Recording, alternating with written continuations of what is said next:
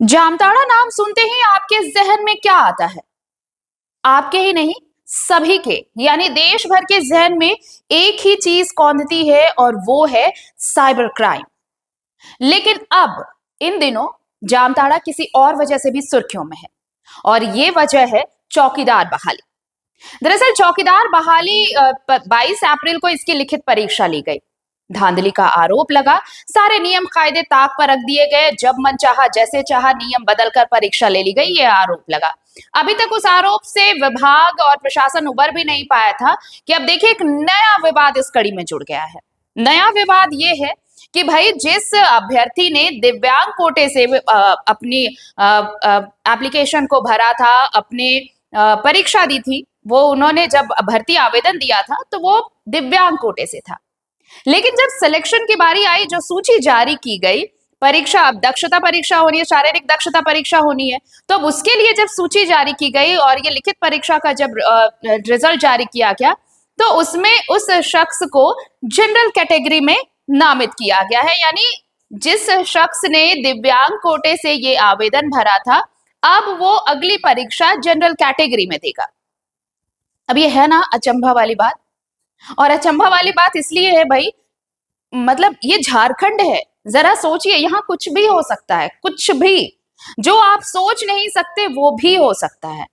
तो अब सोचिए कि एक दिव्यांग जिसको जनरल कैटेगरी में शिफ्ट कर दिया गया है, अब वो शख्स हर दरवाजे को खटखटा रहा है, हर अधिकारी के पास जा रहा है, उपायुक्त के पास जा रहा है, पर उसकी कहीं नहीं सुनी जा रही। अब उसका सिर्फ ये कहना है कि भाई अगर मुझे जनरल कैटेगरी में दिया गया है तो मैं शारीरिक दक्षता परीक्षा कैसे पास करूंगा? दिव्यांग कोटे से अगर मैंने आवेदन दिया है तो जाहिर है कि वो दिव्यांग है, तो फिर शारीरिक दक्षता परीक्षा तो दिव्यांग कोटे का अलग और जो जनरल कैटेगरी है, जो सामान्य कैटेगरी है, उनके लिए अलग है। फिर वहां तो उनके लिए परेशानी हो जाएगी। लेकिन भाई इनकी सुनने वाला कोई नहीं है। कुल मिलाकर ये कि जामताड़ा में चौकीदार बहाली परीक्षा, ये जो भर्ती है, वो विवादों में घिरती नजर आ रही है और अब हर तरफ से यही मांग उठ रही है कि इस परीक्षा को रद्द किया जाए। साइबर क्राइम के लिए बदनाम जामताड़ा के दामन में इन दिनों चौकीदार भर्ती घोटाले का कलंक लगा हुआ है। अब देखिए नया कारनामा। 5 मई को निकले लिखित फाइनल परीक्षा में पास हो चुके अभ्यर्थी कर्माटाड़ प्रखंड के कबरी गांव के अजय हेम्ब्रम डीसी कार्यालय अपनी उपस्थिति दर्ज कराने पहुंचे थे। अजय ने कहा कि वो एसटी अभ्यर्थी हैं और दिव्यांग कोटे से चौकीदार भर्ती परीक्षा के लिए उन्होंने आवेदन दिया था, लेकिन लिखित परीक्षा में रिजल्ट जब आया तो उन्हें जनरल कैटेगरी में शामिल कर लिया गया। ऐसे में अब वो शारीरिक दक्षता परीक्षा में कैसे दौड़ सकेंगे? लेकिन अजय की शिकायत ना तो उपायुक्त ने सुनी और ना ही किसी और अधिकारी ने। सुनिए अभ्यर्थी अजय हेम्ब्रम को। नाम अजय हेम्ब्रम, ग्राम कबरी, पोस्ट एंट्रेंस, डिस्ट्रिक्ट जामताड़ा। क्या हुआ सर मेरा शिकायत यही है कि हम हैंडीकैप कैंडिडेट हैं और एग्ज़ाम भी पास किए हुए हैं, उसमें से हमको जनरल कैटेगरी में रखा है और हैंडीकैप कैटेगरी में हमको नहीं रखा है। नंबर क्या है? नंबर मेरा 38 है। कितना चाहिए था? सर हम पास हैं। आप पास है? हाँ। लेकिन क्या यहाँ पर पास किया आपको? पास किया हुआ है, लेकिन हम हैंडीकैप में हैं हाँ। और हमको जनरल कैटेगरी में रखा है। तो आप क्या चाहते हैं? हम चाहते हैं कि मेरा भी हैंडीकैप कैटेगरी में आए। बता दें कि 27 अप्रैल को जिला स्तरीय चौकीदार भर्ती के लिए लिखित परीक्षा हुई और तब से इस परीक्षा का विवादों से पीछा ही नहीं छूट रहा। जिला प्रशासन की कार्यशैली से इन गड़बड़ियों की सूची लंबी होती जा रही है। अभ्यर्थियों के समर्थन में राजनीतिक दल भी आने लगे हैं और बीजेपी जेएलकेएम जनसेवा पार्टी ने परीक्षा रद्द कराने की मांग की है। क्योंकि आज हम लोग गांधी मैदान में बैठक रखे थे, जो चौकीदार नियुक्ति प्रक्रिया 2025 जो जामताड़ा में हुआ है, उसमें असंतुष्ट जितने भी लाभार्थी हैं उनसे हम लोग संपर्क किए, सभी को आने का भी प्रयासरत किए। क्योंकि आज बैठक किए, बैठक के बाद पुनः और एक बार बैठक परसों को हम लोग आयोजित किए हैं और ये हम लोग इस गांधी मैदान से हम लोग जिला प्रशासन को ये चेतावनी देना चाहते हैं कि अगर उच्च स्तरीय जाँच वो नहीं करते हैं तो हम लोग कोर्ट की रुख करेंगे और जहाँ तक हो सके हम लोग स्टूडेंट के साथ खड़े हैं। देखिए गड़बड़ी की जो लिस्ट इसमें बना है, ये लिस्ट उनका जो नियमावली है उससे बड़ा लिस्ट बन चुका है। उनका जो त्रुटि का लिस्ट बना है उनके नियमावली से बड़ा लिस्ट बन चुका है।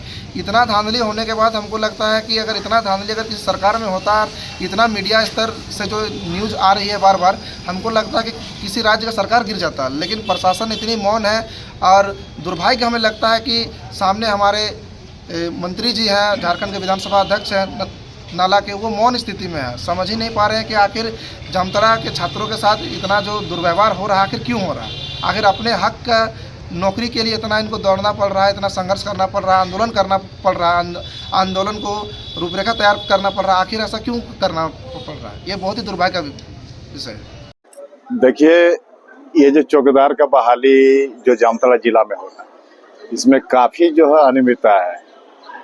जैसे कि एक तो जो आपका एग्जाम हुआ तो बच्चे लोगों को जो कॉमन कॉपी देना था वो दिया नहीं, लोगों ने काफ़ी विरोध भी किया, लेकिन प्रशासन जो है आनंद फानन में रिजल्ट दे दिया। आप देखे होंगे कि स्थानीय विधायक जो मंत्री है अभी झारखंड सरकार के, इन्होंने भी विरोध किया। इन्होंने भी कहा कि ये जो है रिजल्ट आया है गलत तरीके से आया है, इस परीक्षा को, चौकीदार का परीक्षा को स्थगित करना होगा। लेकिन फिर देखा जा रहा है कि कल भी जो है सभी लोगों का, किसी का जो मार्क्स है, आप देखे होंगे कि मार्क्स किसी का जो घटा हुआ है उसको बढ़ा दिया गया है, अब बढ़ा हुआ को घटा करके जो है जो फेल है उसको पास कर दिया गया है, अब पास वाले को फेल करके जो है रिजल्ट प्रकाशित कर दिया गया है। जो इसमें जो है रोस्टर पैमाने पर जो विकलांग का है, SC ST और जनरल का भी जो होना चाहिए, इसका भी पालन नहीं किया गया। तो कुल मिलाकर के आप कह सकते हैं कि अब जैसे स्पीकर महोदय, तो स्पीकर महोदय का भी हम देख रहे हैं कि कहीं कोई बयान नहीं आ रहा। ये जो चौकीदार का बहाली है, पंचायत स्तर पर बहाली होता है, लोकल लोगों का इस पर जो है बहाली होता है, लोकल जो रोजगार जो जिनको बेरोजगार नौजवानों को मिलना चाहिए, और सभी लोग बोल रहे हैं, लेकिन स्पीकर महोदय कुछ बोल नहीं रहे। तो कहीं ना कहीं आप कुल मिलाकर के आप कह सकते हैं कि इस जो है आप परीक्षा में चौकीदार वाले में जो है कहीं ना कहीं अनियमितता है। तो मैं आपके माध्यम से जो है झारखंड सरकार से भी कहना चाहता हूं, और स्पीकर महोदय से भी, और यहाँ के जो स्थानीय विधायक मंत्री है इनसे भी कहना चाहता हूं कि आप लोग जो है इसको समीक्षा कीजिए, और जैसे यहाँ के बेरोजगारों को रोजगार मिले सही पैमाने पर, उसका जो है सही तरीके से रिजल्ट को जो प्रकाशित करना चाहिए, और इसका सही तरीके से जांच हो। नहीं तो भारतीय जनता पार्टी जो है शुरू से ही विरोध करते आ रही है। हम लोग जो है शांत बैठेंगे नहीं, अगर कोर्ट जाना होगा तो कोर्ट के भी शरण में हम लोग जाएंगे। जो मेरुदंड है कमेटी जो है, इसमें जो भी निर्णय लेगा इस नियुक्ति प्रणाली में, नियुक्ति प्रक्रिया में कमेटी लेगी। वह कमेटी सरकार ने बनाया है और DC साहब ने वो कमेटी को चेंज कर दिया है कि अभी तक जो भी कार्रवाइयाँ हुई है सब गलत है, सब नियम विरुद्ध है। तो भाई ये कौन सा नियम है? ये नियम कहना मुश्किल है। तो उस जो ये विज्ञापन निकाले, उस विज्ञापन का भी नियम का वायलेशन कर दिया है।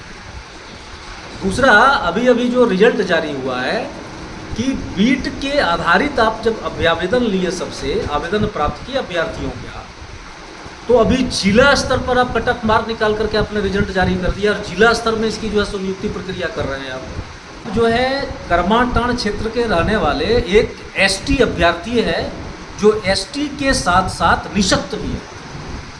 अब वो 38 नंबर ला करके पास आउट भी हो गया है, लेकिन उसको जो है जनरल कैटेगरी में ले जाकर के चयन कर लिए हैं। भाई आने वाले समय में जब दौड़ेगा, वह निशक्त है तो दौड़ेगा कैसे? लोगों के द्वारा गलती की गई है। मैं बता दूं कि नाला अंचल के बीट संख्या 28 के निवासी 2 हैं। एक है प्रकाश राणा और एक है राजू पाल। दोनों बीट संख्या 28 के निवासी है। राजू पाल ने बीट संख्या 26 में आवेदन दाखिला कर दिया, तो उस बीट के नहीं रहने के चलते उसको खारिज कर दिया। और प्रकाश राणा ने बीट संख्या 19 में दाखिल किया, तो वो भी 28 के रहने वाले, अभी 28 के रहने वाले, तो ये 19 में किया तो उसको एक्सेप्ट कर लिया। तो भाई ये कौन सा नियम है? ये नियम कहना मुश्किल है। तो उस जो ये विज्ञापन निकाले, उस विज्ञापन का भी नियम का वायलेशन कर दिया है। करना चाहिए। जब दूसरे बीट में रहने वाले अभ्यर्थियों को आवेदन ही आपने स्वीकार नहीं किया, और इस आधार पर हजारों अभ्यर्थी का आवेदन आपने रिजेक्ट कर दिया। अब ये बीट के आधार पर जो आवेदन आया उसको ही आप खारिज कर दिए। कुछ ऐसे बहुत सारे ऐसे बीट्स हैं जिसमें जितने भी अभ्यर्थी, उसमें एक भी अभ्यर्थी को नहीं लिया गया, चयन नहीं किया गया। अब तो वहाँ अब दूसरे बीट के जो अभ्यर्थी हैं, कट ऑफ मार्क के आधार पर आपने जो तय किया उसको अब दूसरे बीट में जाके जो है सो चयन कर लिए। तो भाई ये कौन सा प्रक्रिया है? ऐसे तो हजारों अभ्यर्थी के भविष्य के साथ खिलवाड़ हो गया। मजे की बात यह है कि जो आवेदन का जो विहित प्रपत्र है उसकी परिशिष्ट 4 के कंडिका 12 में आपका जामताड़ा शहरी क्षेत्र जो है, जामताड़ा शहरी क्षेत्र का जो है आपका बीट निकाला है, उसमें सिर्फ जामताड़ा लिखा हुआ है।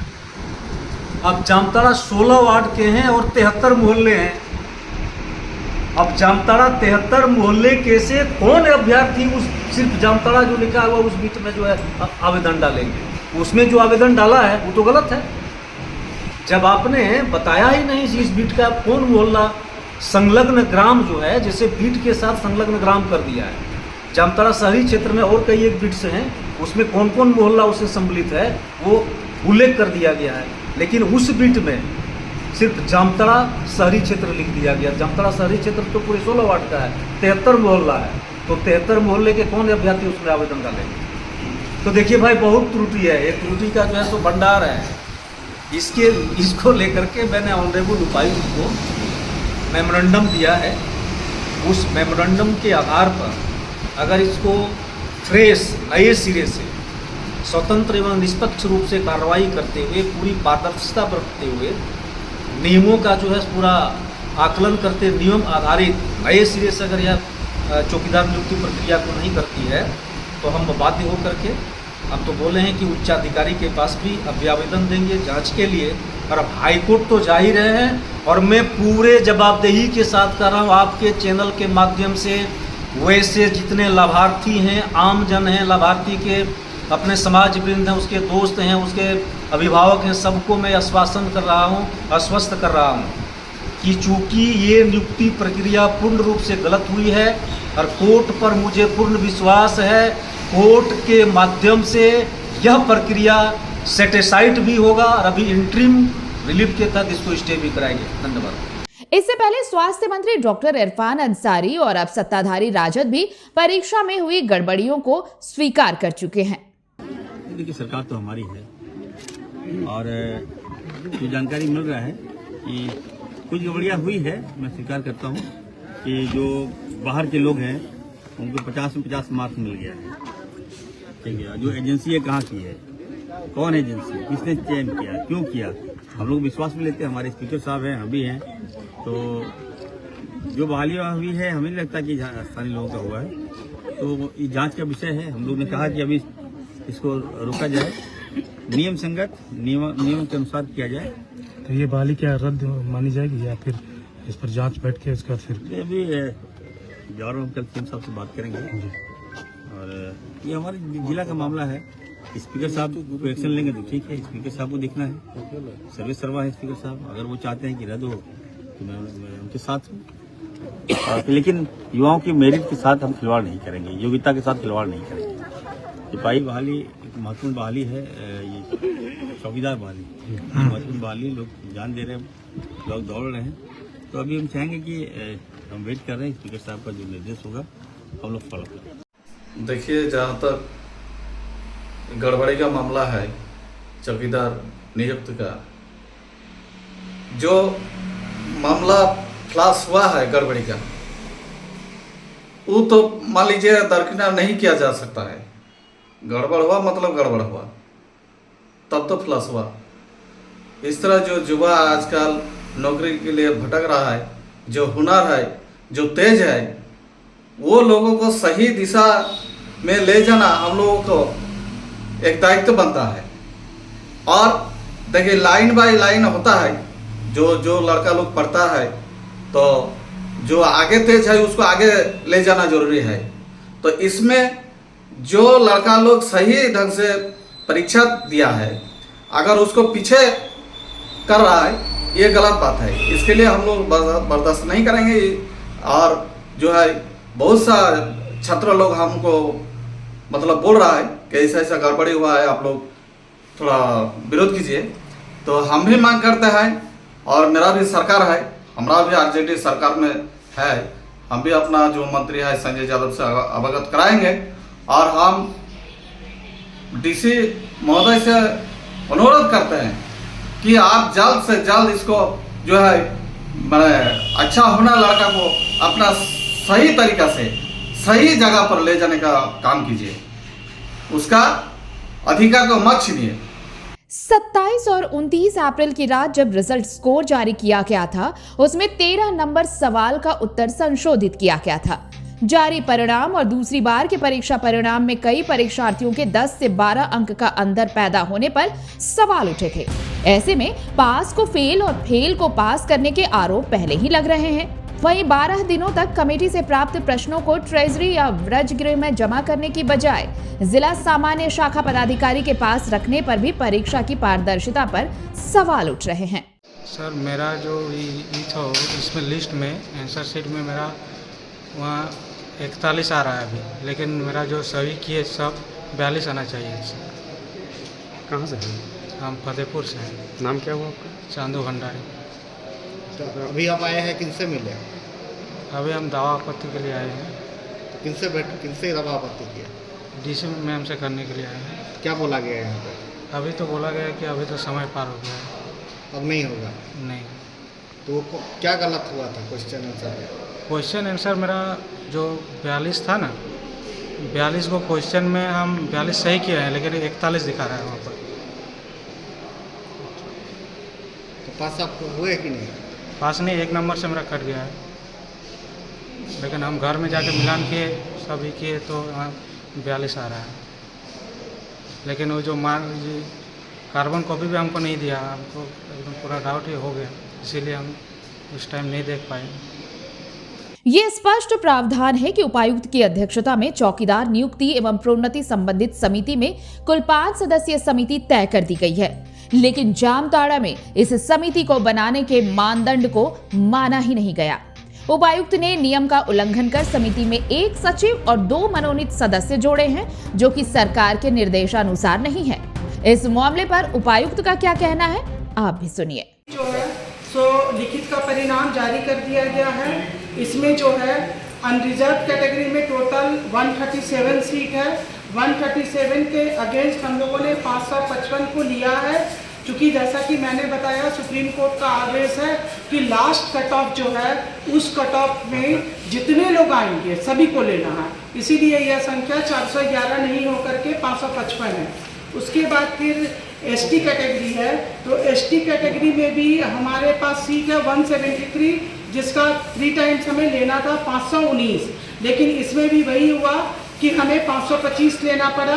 525 में से 6 जो है तो पीवीटीजी के हैं, and that is according to the circular, और बाकी जो है इसमें ईडब्ल्यूएस जो है, ईडब्ल्यूएस में रिक्त पद 44 थे। 44 के अगेंस्ट में हम लोगों ने 3 टाइम करके 132 को लिया है, लेकिन चूंकि ईडब्ल्यूएस में सीट मात्र 69 थे, तो इसलिए हम लोग 69 लोग को ही ले चुके। और मैंने पहले भी बताया कि चौकीदार नियमावली 2015 के अनुरूप जो हम लोग हर चीज़ कर रहे हैं, उसमें यही मेंशन है कि 30% नंबर लाना मस्ट है, तो इसमें भी वही कैटेगरी रखा गया है। तो 19 से ऊपर जितने लोग हैं सभी को ले लिया गया है। उसके बाद फिर क्षैतिज आरक्षण के तहत खेलकूद में या फिर अंधापन में, बहरापन में, चलन निःशक्तता में, स्वलीनता में एवं बहु निःशक्तता में, इसमें 41 लोगों को लिया गया लिखित परीक्षा में, और टोटल जो है सो 1193 लोगों का चयन किया गया है लिखित परीक्षा के रिजल्ट के आलोक में। और सारे सर्कुलर, चाहे वो कार्मिक विभाग द्वारा निर्गत हो या गृह विभाग द्वारा निर्गत हो या सुप्रीम कोर्ट का आदेश हो, इसके आलोक में किया गया है। सारी परीक्षाओं में, सभी परीक्षा में अभी तक की जो भी प्रक्रिया हुई है उसमें किसी तरह का कोई भेदभाव नहीं किया गया है, और पारदर्शिता बरतते हुए सभी को नैसर्गिक न्याय के तहत मौका देते हुए हम लोगों ने ये रिजल्ट निकाला है। यह एकदम कदाचार मुक्त हुआ है। बहरहाल इन सारी त्रुटियों, गड़बड़ियों और अनियमितताओं को लेकर अजय हेम्ब्रम ने डीसी को विस्तृत ज्ञापन सौंपा है और इस चौकीदार नियुक्ति प्रक्रिया को निरस्त कर नए सिरे से आवेदन लिए जाने की मांग की है। अजय का कहना है कि अगर इस पर सुनवाई नहीं होती है तो इस प्रक्रिया की स्वतंत्र और निष्पक्ष जांच के लिए उच्च अधिकारियों के पास तो जाएंगे ही, साथ ही हाई कोर्ट का भी दरवाजा खटखटाएंगे। द भारत मित्र के लिए जामताड़ा से चंचल गिरी की रिपोर्ट। अगर खबर पसंद आए तो आप QR स्कैन कर दें हमारा साथ। आपका एक छोटा आर्थिक सहयोग है हमारा बड़ा हौसला। द भारत मित्र, बुलंद भारत की बुलंद तस्वीर।